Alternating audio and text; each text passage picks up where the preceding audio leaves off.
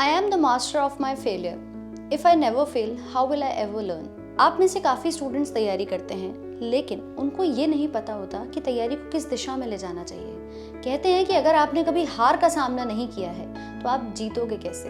हार का जो एक इम्पॉर्टेंट रोल यहाँ पर देखने को मिलता है, उसी से हमें जीत का और ज़्यादा मज़ा आने लगता है। तो माना जाता है कि अगर आप पूरी प्रिपरेशन के दौरान कुछ 3 चीज़ों को फॉलो करें, जैसे कि सबसे पहले आपका कंटेंट। मैं आपसे कहना चाहूँगी कि आप एग्ज़ाम कोई भी फोकस कर रहे हो, आपने कहा कि मैम मैं एसएससी की तैयारी कर रहा हूँ, मैं रेलवेज़ की कर रहा हूँ या स्टेट एग्जाम्स, कोई भी एग्ज़ाम अगर आप फोकस कर रहे हैं तो डिपेंड करता है कि आपका सिलेबस, क्या आप हर एक पर्टिकुलर टॉपिक को सही अप्रोच के साथ, यानी कि एक सही रणनीति के साथ टारगेट बना करके कंप्लीट कर पा रहे हो या नहीं। क्योंकि कई एग्जाम्स में आपका सिलेबस ही इतना ज़्यादा होता है, कोई एक सिंगल सब्जेक्ट को नहीं देख पाता, कोई रीजनिंग नहीं कर पा रहा है, कोई मैथ्स नहीं कर पा रहा है, कोई साइंस पूरी छोड़ कर जा रहा है, किसी के लिए जीएस बहुत ज़्यादा टफ है। तो हर एग्ज़ाम में जब भी आप कोई भी एग्ज़ाम को फोकस करते हैं तो आपको लगता है कि हमें सबसे पहला काम करना चाहिए हमारे कंटेंट के ऊपर, कि हम जितने भी एग्ज़ाम में 4 सब्जेक्ट पूछे जा रहे हैं, 5 पूछे जा रहे हैं, तो हम हर एक सब्जेक्ट को एक स्मार्ट पैटर्न, एक स्मार्ट स्टडी के साथ तैयार करें। यानी कि हमें पता होना चाहिए कि आखिरकार हमारी एक सही अप्रोच क्या है।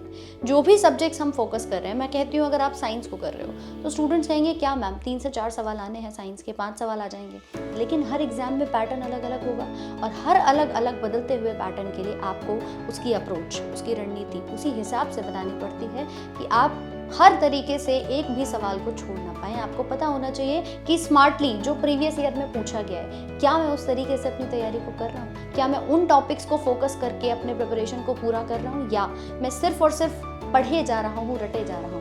ऐसे कभी तैयारी नहीं होती। तैयारी होती है जब आपको एक स्मार्ट स्टडी, एक स्मार्ट पैटर्न, हर चीज़ को एनालाइज करके, नाप तोल के, बैलेंस बना के, जीवन की तरह आप अपने जितनी भी प्रिपरेशन है, अगर आप उसको इस तरीके से कर पा रहे हैं तो आप बहुत ही शानदार तरीके से पहले ही मुकाम में अपनी मंजिल को पा सकते हैं। दूसरी बात आती है कि मैम स्टूडेंट्स तैयारी करना तो शुरू कर देते हैं, लेकिन कुछ 3-4 दिनों के बाद उनका कॉन्फिडेंस लूज हो जाता है।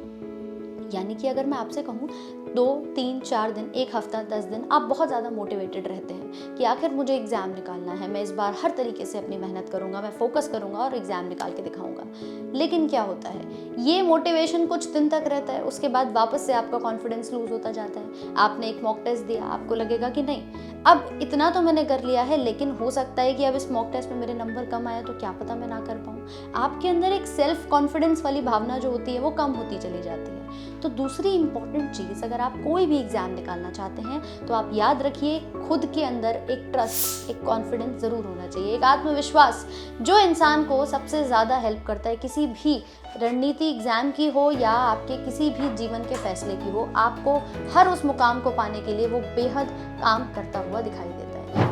एंड द लास्ट थिंग जिसको हम कहते हैं कंसिस्टेंसी। तो आखिर स्टूडेंट्स का जब कॉन्फिडेंस ब्रेक होता है ना, जब उनको लगता है कि मैम अब नहीं हो पाएगा, 15 दिन हो गए तैयारी के, अब क्लास करने का ही मन नहीं कर रहा, अब पढ़ने का मन नहीं कर रहा, मॉक में नंबर अच्छे नहीं आ रहे, चलो छोड़ देता हूँ, बाद में कोई और सब्जेक्ट कर लूँगा। यहीं पर आता है कि आप उस चीज़ के लिए कंसिस्टेंट नहीं हो पाते हैं।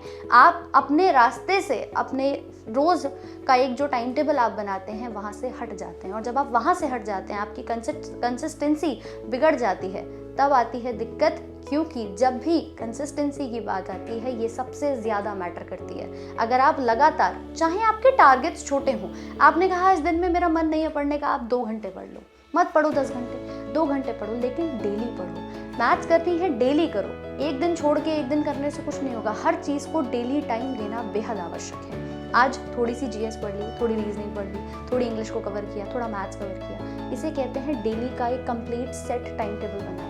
तो आप इस चीज़ का बेहद ध्यान रखें। एग्ज़ाम, अगेन कोई भी एग्ज़ाम हो, अगर आपने एक निश्चित पैटर्न पे अपनी तैयारी को स्टार्ट किया है, आपको पता है कि भाई मेरे को कंटेंट की नॉलेज है, मुझे पता है मैं इस तरीके से अपने सिलेबस को पूरा करूँगा और डेली उन कंप्लीट छोटे छोटे टारगेट्स को पूरा करूँगा। मत बनाओ लंबे टारगेट्स जो हासिल ही ना कर पाओ। स्टार्ट करो छोटे छोटे गोल से। एक कछुआ धीरे धीरे चाल जब चलेगा तभी जाकर के वो उस मंजिल तक पहुंच पाता है, लेकिन हो सकता है कि आप पहले तेज चाल के साथ आगे बढ़ जाओ खरगोश की तरह और बाद में जाकर के लगे कि चलो ठीक है, अभी तो मैंने काफ़ी कुछ कवर कर लिया है, आखिरी मोमेंट पे तुम थक के शायद बैठ जाओ। खुद को खरगोश नहीं कछुआ बनाना है। छोटे टारगेट्स के साथ हर एग्जाम के हर मंजिल को अचीव करते हुए आपको आगे बढ़ते जाना है। सो आई रियली होप कि आप लोग अपने एग्जाम में ये 3 चीज़ें बेहद इंपॉर्टेंट तरीके से फॉलो करेंगे। फर्स्ट इज आपका सिलेबस, आपका content, second confidence and third is consistency. I hope you guys like this video. मिलेंगे आप लोगों से नेक्स्ट सेशन में। Till then keep subscribing this channel.